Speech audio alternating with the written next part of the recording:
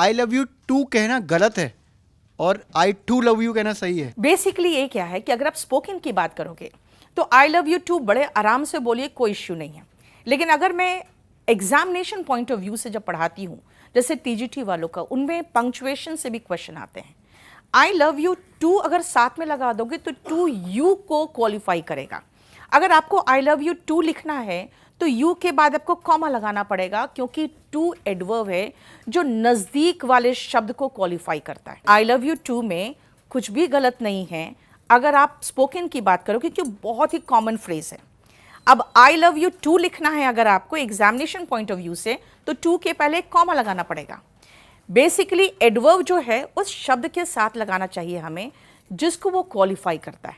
इसीलिए कई बार अगर मैं कहूँ कि मैं भी तुमसे प्यार करती हूँ तो आई टू लव यू, इसीलिए मैंने उसको समझाया था। क्योंकि और आई लव यू टू का मतलब हो गया मैं तुमसे भी प्यार करता हूँ। तुमसे भी प्यार करता हूँ। और अगर आप भी तुमसे भी नहीं लगाना चाहते हो तो यू के बाद कॉमा लगा के टी डबल ओ लगाओगे।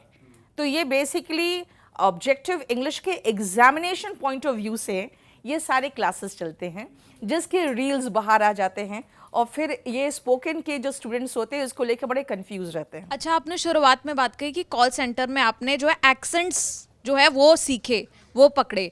वो एक्सेंट्स अगर आप करके बताएं हमें कि कैसे उन एक्सेंट्स को पकड़ा जाता है, यानी अमेरिकन एक्सेंट है। मैं आपको बताती हूँ, हम लोग जब कॉल सेंटर में काम कर रहे थे तो कॉल सेंटर में हम लोगों को सिर्फ कहा जाता था कि मदर टंग इन्फ्लुएंस नहीं आना चाहिए और आप न्यूट्रल एक्सेंट कहिए।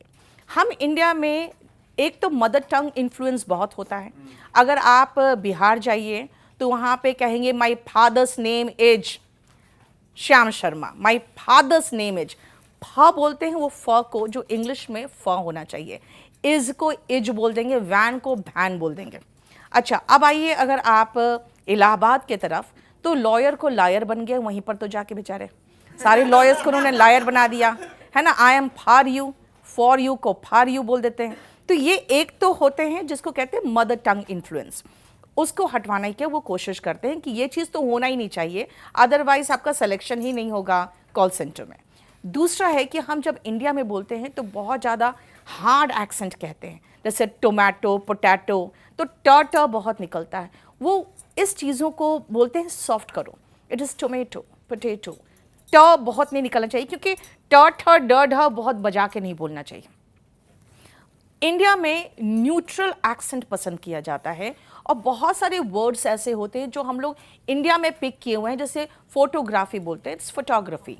और सब चीज़ को बहुत ज़्यादा स्ट्रेस करके नहीं बोलना है और बहुत ही सॉफ्ट तरीके से बोलना है।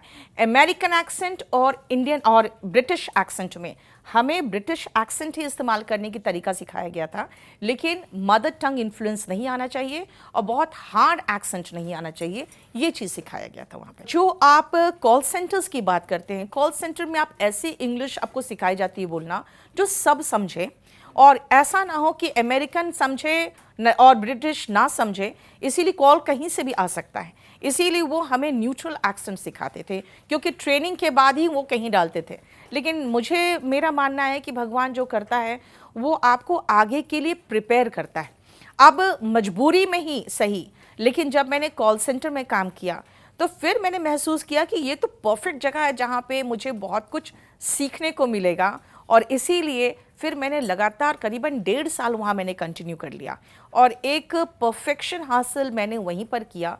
उन्होंने हमें बहुत कुछ सिखाया, तो कमाई के साथ साथ अच्छी ट्रेनिंग भी वहाँ हुई मेरी।